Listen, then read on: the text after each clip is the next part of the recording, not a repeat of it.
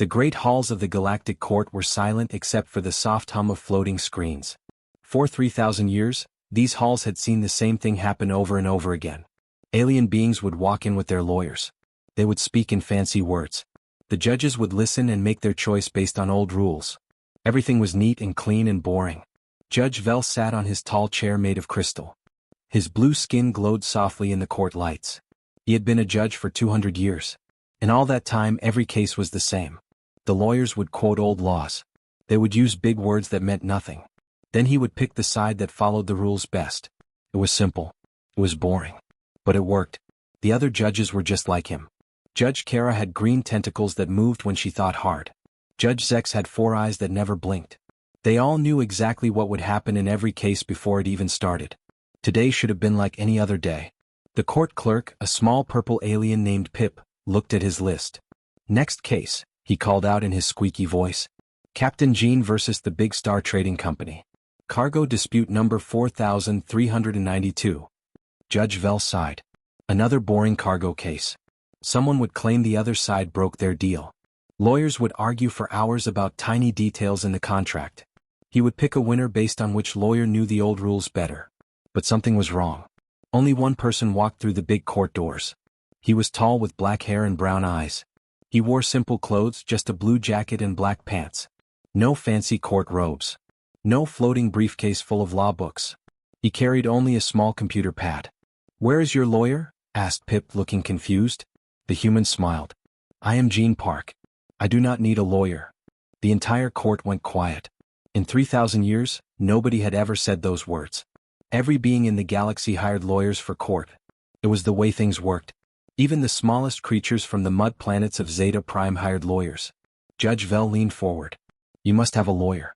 It is required by law number 7234. Gene shook his head. "I read that law. It says I can have a lawyer if I want one. It does not say I must have one." Judge Kara's tentacles stopped moving. She had never thought about what that law actually said. None of them had. "But how will you present your case?" Judge Zex asked with all 4 eyes wide. "I will tell the truth," Gene said simply. The lawyers for Big Star Trading Company were 3 tall aliens with silver skin. They wore expensive robes and carried floating cases that glowed with importance. Their leader, Advocate Ren, stood up quickly. "Your Honors," Advocate Ren said in a deep voice, "this is most irregular. How can this primitive human hope to understand our complex legal system?" Gene looked at the silver alien and shrugged. "Maybe because your complex system is not that complex?" Gasps filled the courtroom. Someone in the back row fainted. Judge Vell hit his crystal hammer on the desk. "Order. Order. Captain Gene, please state your case." Gene walked to the center of the court. He did not bow like everyone else did. He did not use the special words that lawyers always said first. He just started talking. "Here is what happened," Gene said, turning on his small computer. A picture appeared in the air showing a big cargo ship. Big Star hired me to move their goods from Planet A to Planet B. The contract says I must deliver the goods safely and on time. He touched his computer again. The picture changed to show boxes being loaded onto his ship. I picked up their goods. All 500 boxes of Zarthan crystals. Very expensive. Very fragile. The contract says I must be careful. Advocate Rin jumped up. "Your Honors, he is not following proper procedure. He should present evidence according to Rule 15.7 subsection C." "Let him continue," Judge Vell said. He was curious now. Gene nodded. "Thank you. So I was flying to Planet B when a big space storm hit. You know how dangerous those are. My choices were, go through the storm and break the crystals or take a different path and be late." He showed a picture of the terrible storm with lightning that could destroy ships. "I took the safe path. I delivered all 500 boxes with no damage. But I was 2 days late. Now Big Star says I broke our deal and they will not pay me." Advocate Rin stood up again. "The contract clearly states delivery within 30 days. He took 32 days. Contract law precedent 892.4 says dash." "Wait," Judge Vell interrupted. Something felt wrong. "What exactly does the contract say?" Gene smiled and read from his computer. "Deliver goods safely in reasonable time." "Reasonable time?" Judge Kara asked, her tentacles starting to move again. "Yes," Gene said. "They wrote reasonable time, not 30 days. So I ask you, is it more reasonable to deliver broken crystals on time, or perfect crystals 2 days late. The three silver lawyers looked at each other with panic. They had built their whole case on the idea that 30 days was written in the contract. But it was not. Judge Zex blinked all four eyes slowly. Advocate Wren, is this correct? Does the contract actually say reasonable time? Advocate Wren's voice got very small. Well, yes, but precedent clearly shows. What is reasonable? Jean asked, looking right at the judges. I saved their valuable crystals. I made sure they arrived perfect. Is that not what they really wanted? For the first time in 200 years, Judge Vel felt something strange. The human was making sense. Real sense. Not legal sense or rule sense, but actual sense. The contract says deliver goods safely in reasonable time, Jean continued. I did both. The storm made 30 days impossible, but I chose safety over speed. Any good captain would do the same. The courtroom was completely silent. Everyone stared at this strange human who was using something they had forgotten existed: simple logic. Judge Vel looked at his fellow judges. Judge Kara's tentacles were moving fast, which meant she was thinking hard. Judge Zex was blinking rapidly with all four eyes. We will take a short break, Judge Vel announced. In the judges' private room, the three of them stared at each other. He is right, Judge Kara said quietly. The contract does say reasonable time. But we always follow precedent, Judge Zex said. We always have. What if the precedent is wrong? Judge Vel asked. They had never asked that question before. When they returned, Judge Vel spoke in a clear voice. We find in favor of Captain Jean Park. He fulfilled his contract by delivering the goods safely in a reasonable time given the circumstances. Jean smiled and bowed politely. Thank you, Your Honors. As he walked out of the court, the three silver lawyers sat in shock. They had never lost such a simple case. Judge Vel watched the human leave and felt worried. If more humans started representing themselves, what would happen to their nice, orderly court system? He did not know that Jean Park had just changed the galaxy forever. Word traveled fast through human space. Captain Jean Park had won his case in the Galactic Court without a lawyer. He had used simple logic and common sense. Soon, every human trading post and space station was talking about it. The alien courts are easy, people said. You just tell the truth and use your brain. This news made the court clerks very nervous. 3 weeks after Jin's case, another human walked into the Galactic Court. His name was Min-Soo Kim and he was an engineer. He carried a big metal toolbox that made loud noises when he walked. The case was about a machine called a plasma generator. The Altarian Tech Guild said Min-Soo had stolen their design and made copies. They wanted him to pay millions of credits and stop making the machines. The guild brought 5 lawyers with them. Each lawyer carried floating screens full of technical drawings and legal papers. They had prepared for weeks. Min-Soo brought his toolbox and a smile. Your Honors, said the lead guild lawyer, this human clearly stole our patented design. Look at these technical specifications. The similarities are undeniable.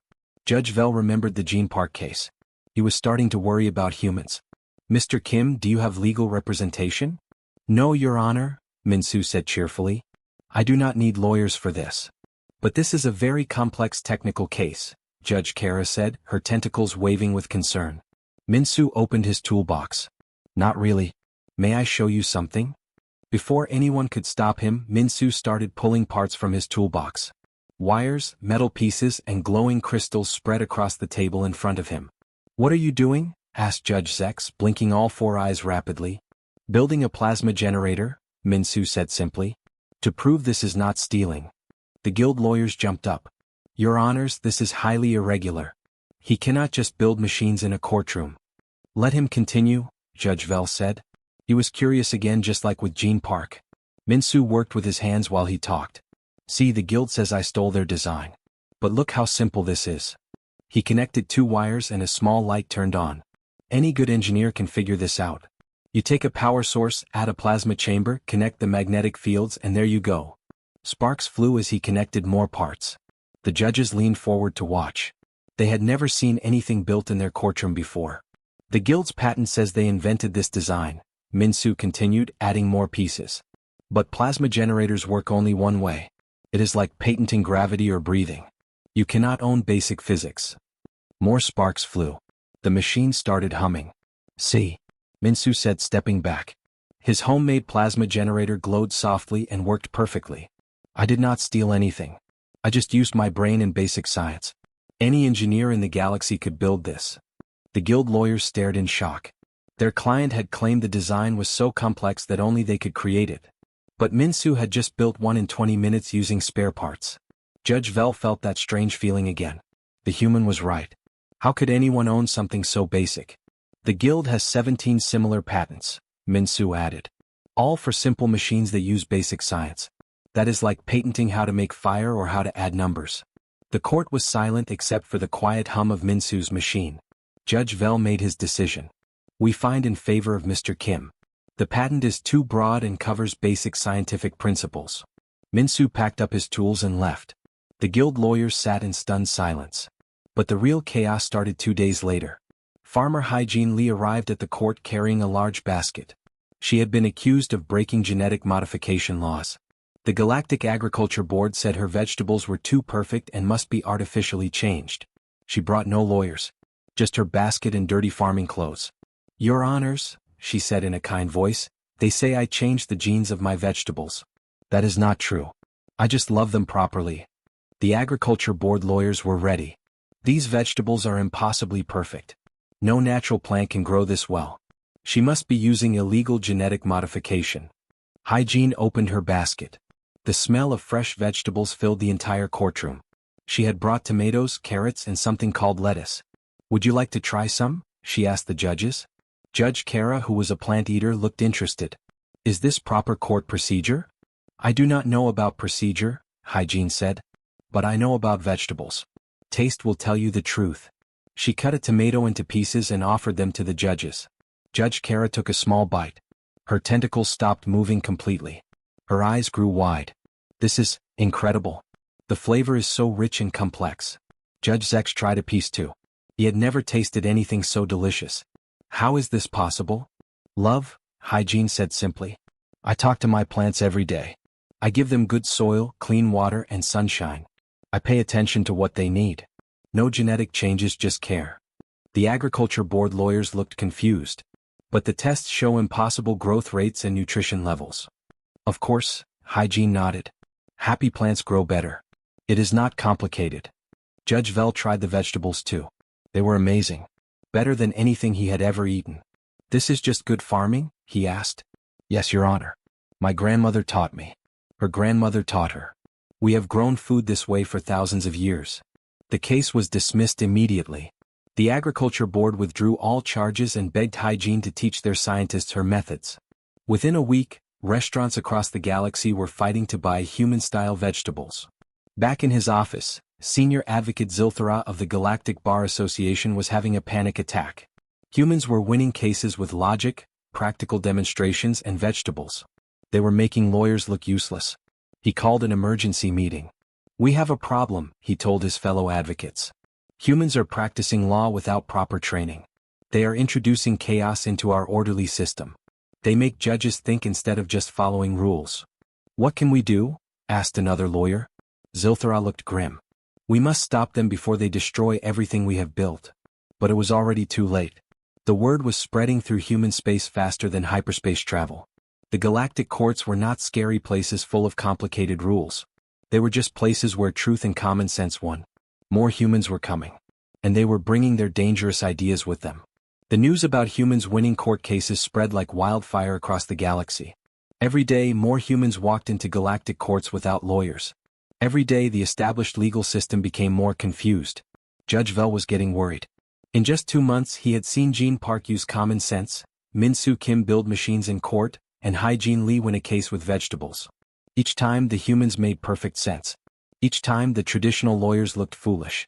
Then came the case that changed everything. Captain Wu Jin Choi walked into the courtroom on a Tuesday morning.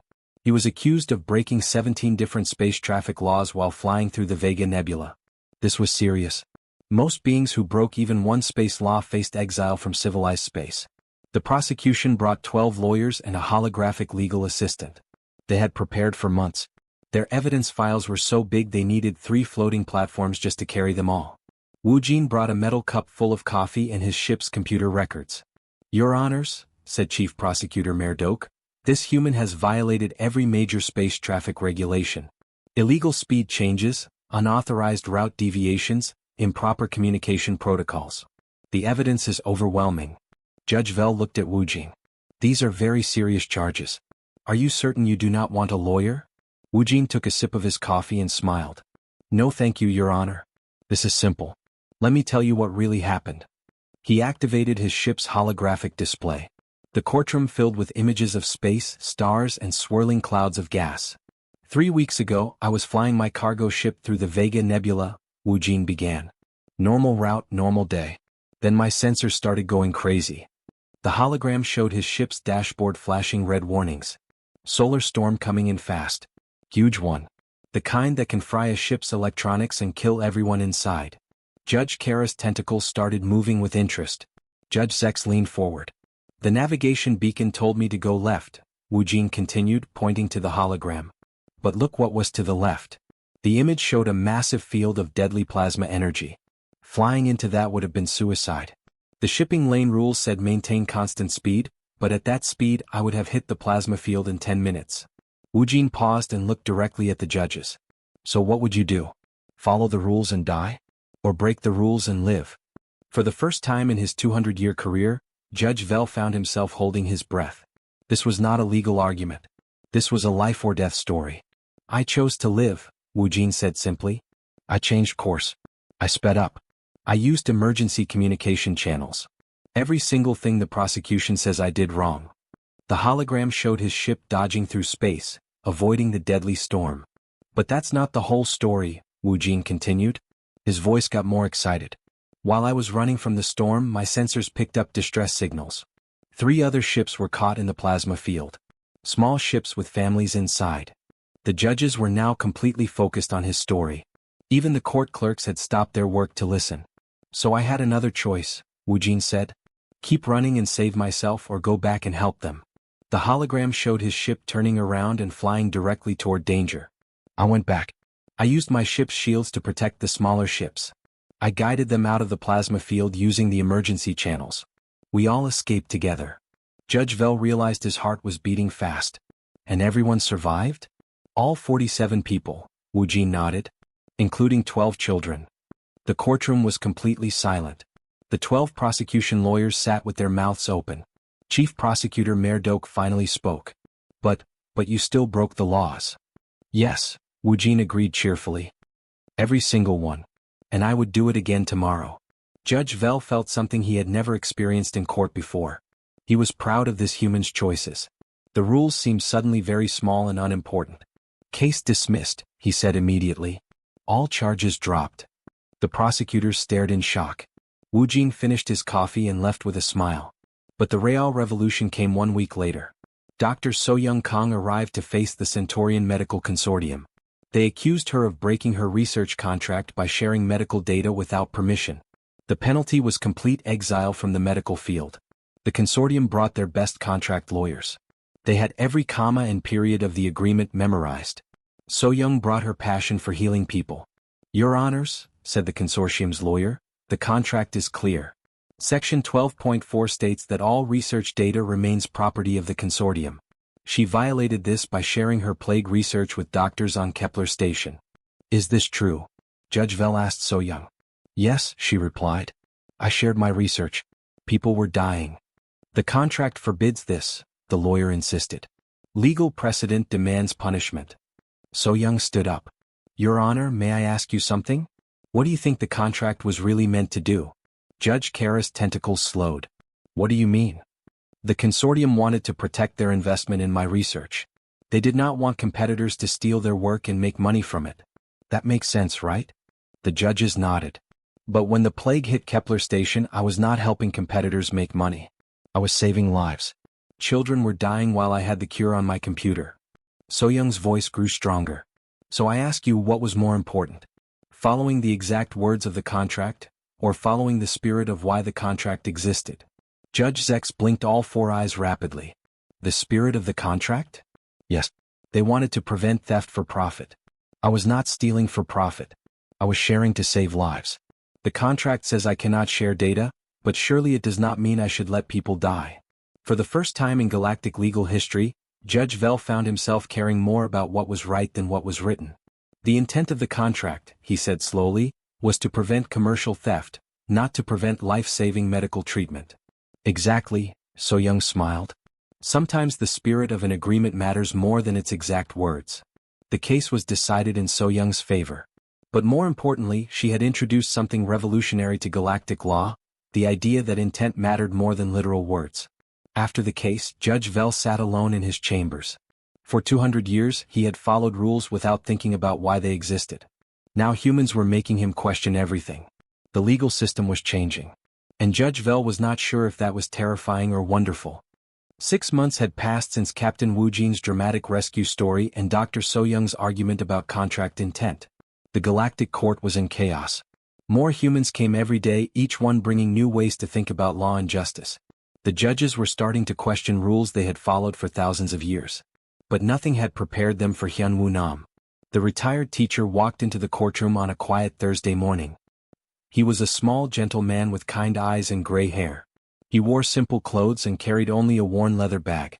He looked like someone's grandfather, not a dangerous criminal.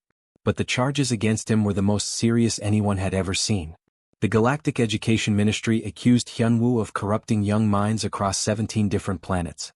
They said he had taught alien children to think for themselves, to question authority, and to use their imagination. 43 former students had become disruptive after taking his classes. The ministry wanted him exiled from all civilized space forever. The prosecution brought 15 lawyers and the Minister of Education himself.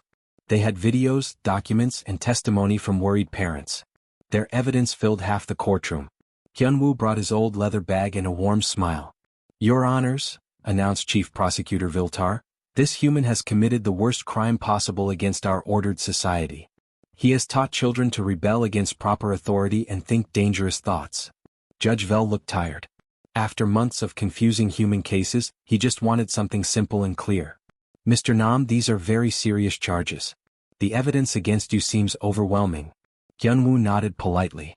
"Yes, Your Honor. I did teach those children. I am proud of what they learned." A gasp went through the courtroom. He was admitting guilt? "Your Honors," Hyun-Woo continued in his soft voice, "may I teach you something today? This is not a classroom." Minister Kestal shouted. "This is a court of law. What is the difference?" Hyun-Woo asked with genuine curiosity.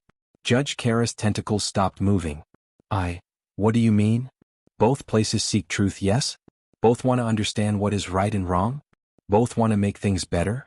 Hyun-Woo opened his leather bag and pulled out a simple wooden chair. He placed it in front of the judges and sat down. "Let me tell you about my students," he said. "Not as evidence or testimony, but as stories about young minds learning to grow." Before anyone could object, Hyun-Woo gestured to the back of the courtroom. "Ziktar, would you please come forward?" A young Centaurian alien walked nervously to the front. He was no more than 16 years old, with the blue skin and careful mannerisms of his species. "Tell them who you were before my class," Hyun-Woo said gently. Ziktar spoke in a quiet voice. "I was a perfect student. I memorized everything. I never asked questions. I accepted everything I was told." "And now?" Hyun-Woo asked. The young alien's voice grew stronger. "Now I ask why. When someone tells me something, I want to understand it, not just repeat it." Judge Sex blinked all 4 eyes. "But that sounds disruptive." "Is it?" Hyun-Woo asked. "Ziktar, what did you do with your new thinking?" "I found better ways to solve math problems," Ziktar replied. "I invented a new type of art.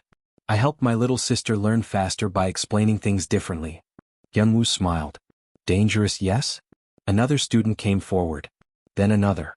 Each one told their story. An Altarian girl who had learned to ask questions and then discovered a new medicine. A Betelgeuse boy who had learned to imagine and then design better spaceships.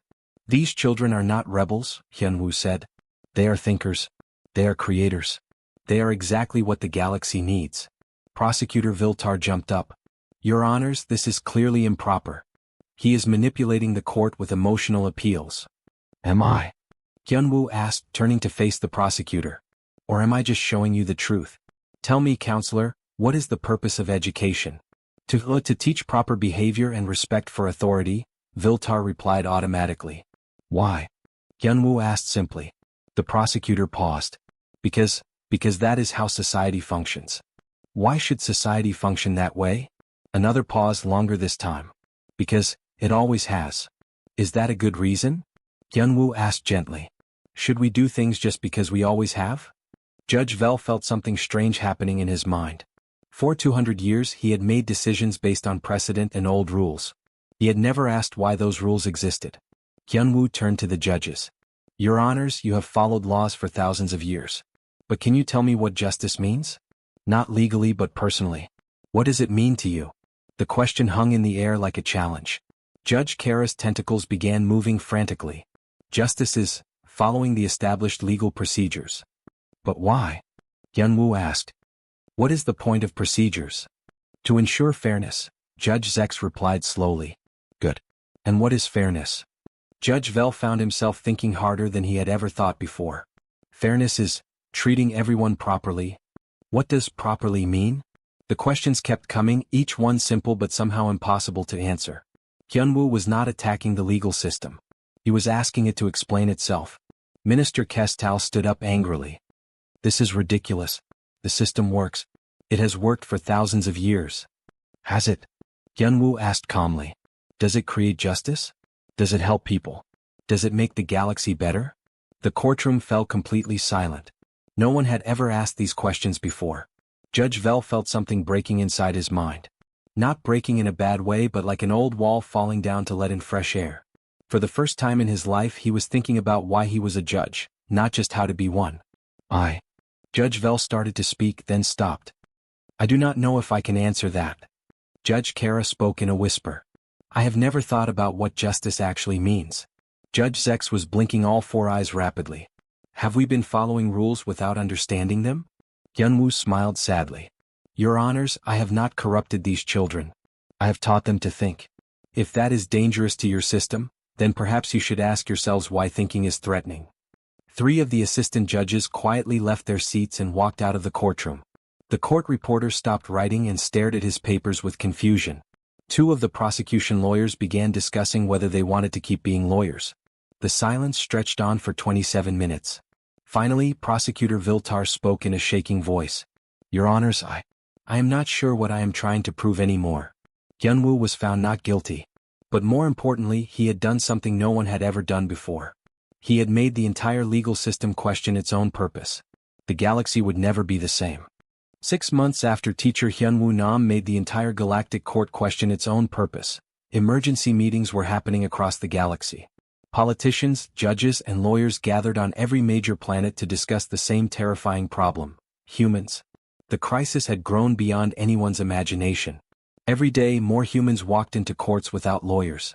Every day they won cases using simple logic, common sense and something even more dangerous. They made people care about right and wrong instead of just following rules. Grand Chancellor Mordex of the Galactic Council called the most important meeting in 3,000 years. Representatives from every civilized world gathered in the Great Crystal Hall on Central Prime. Fellow beings, Mordex announced, we face the greatest threat our legal system has ever known. Humans are destroying thousands of years of careful order with their thinking. Worried murmurs filled the hall. Everyone had heard the stories.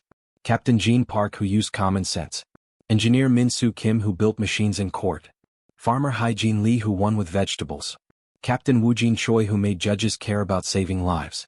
Dr. So-Young Kong who talked about the spirit of contracts. And worst of all, teacher Hyunwoo Nam who made everyone question why laws existed at all. They are making our courts unpredictable, complained Judge Vel, who had traveled from his court to attend the meeting. I used to know exactly how every case would end. Now I find myself thinking about what is actually right instead of what the rules say. My lawyers are losing clients, added senior advocate Zilthara. Humans are proving that complex legal problems can be solved with simple answers. This is destroying our entire profession. Minister Kestal of the Education Department stood up angrily. It gets worse. Human children are teaching alien children to ask questions. Our schools are in chaos. Students want to know why, instead of just memorizing facts. The hall erupted in frightened discussions. The human problem was spreading like a disease of independent thinking. Grand Chancellor Mordex banged his crystal staff for silence. We must act immediately. I propose Emergency Regulation 247.3 Human. A floating screen appeared showing the new law. Humans are hereby banned from representing themselves in all galactic court proceedings. Their dangerous methods pose a fundamental threat to legal order and predictable justice. The regulation included a detailed list of banned human tactics. Using common sense and legal arguments. telling stories to explain evidence, building things during testimony, making emotional appeals about right and wrong, asking why more than once, treating laws as suggestions instead of absolute rules, talking about the spirit or intent of contracts, making judges think about morality, causing lawyers to question their purpose, generally making court proceedings interesting or understandable. The vote was unanimous. Every representative agreed that humans were too dangerous to represent themselves. The new law went into effect immediately across the galaxy. The results were not what anyone expected. Within 1 week, Captain Gene Park had opened the first human law firm specializing in alien-acceptable legal translation. His job was to take human common sense and explain it using fancy legal words that would not scare the judges. "We provide traditional legal representation with human innovation," his advertisement read. Same logic, different packaging. Business was incredible. Aliens from across the galaxy hired Jin's firm because they had heard humans were good at winning cases. Gene hired more humans who had been banned from representing themselves. Soon he had the biggest law firm in 3 sectors. The irony was perfect. The ban had created exactly what the Galactic Council feared most: professional human lawyers who were even better at changing the system from the inside. But the legal system was just the beginning. 2 weeks after the court ban, humans were banned from galactic poetry competitions. This happened after Myung Song's simple poem about her grandmother made 3 judges cry and caused an entire audience to question the meaning of traditional verse forms. 1 month later, humans were banned from diplomatic negotiations after Ambassador Kite Lim ended a century-old border war by suggesting both sides sit down and talk about it like adults over dinner. The cooking competition ban came after Chef Dong-Woo Park won the Galactic Culinary Championship with something he called love and butter. When asked for his secret recipe, he said, "Cook like you are feeding your family, not impressing judges." Half the professional chefs in the galaxy quit their jobs to learn human home cooking. The philosophy teaching ban was enacted after Professor Eun Ji-han's course on practical ethics caused mass career changes among her students. Lawyers became teachers, politicians became farmers, and military officers became artists. Each new ban made humans more valuable, not less. Every restriction created new demand for human consultants, advisors, and specialists who could work around the regulations. The final straw came when humans were banned from running restaurants after their customer service approach revolutionized the food industry. The idea that restaurants should actually care about making customers happy was declared dangerously disruptive to established business practices. 1 year after the first ban, Grand Chancellor Mordex sat in his office reading reports from across the galaxy. Every banned human activity had somehow become more popular and influential than before. The humans had not been stopped, they had been scattered like seeds across the galaxy, spreading their dangerous ideas everywhere they went. His assistant, a young Centaurian named Ziktar, one of teacher Hyun-woo's former students, entered the office. "Chancellor, the monthly report," Ziktar said, placing a crystal tablet on the desk. Mordex looked at his assistant suspiciously. "You are one of that human teacher's students, are you not?" "Yes, sir," Ziktar replied proudly. "He taught me to think for myself." "And what do you think about our human regulations?" Ziktar paused thoughtfully. "I think they are not working as planned, sir." "Why not?" Mordex asked, though he was afraid of the answer. "Because you cannot ban ideas, sir. You can ban humans from courts, but you cannot ban fairness. You can ban them from competitions, but you cannot ban creativity. You can ban them from teaching, but you cannot ban learning." Mordex stared at his assistant. "What are you saying?" "I am saying that humans have already won, sir. Not by fighting the system, but by making us want to be better." Mordex looked out his window at the capital city. In the distance he could see aliens of every species lining up outside Gene Park's law firm. The restaurants nearby all advertised human-style service. The schools had started teaching creative thinking classes. The galaxy had tried to ban human influence. Instead, it had made human ideas more precious and desirable than rare crystals. The final entry in the Galactic Legal Archives read, "Note to future civilizations. Attempting to regulate human thinking is like trying to bottle sunlight. The light finds a way to shine regardless of the container." At the bottom, someone had added in small letters, "Sometimes the best argument really is the human one."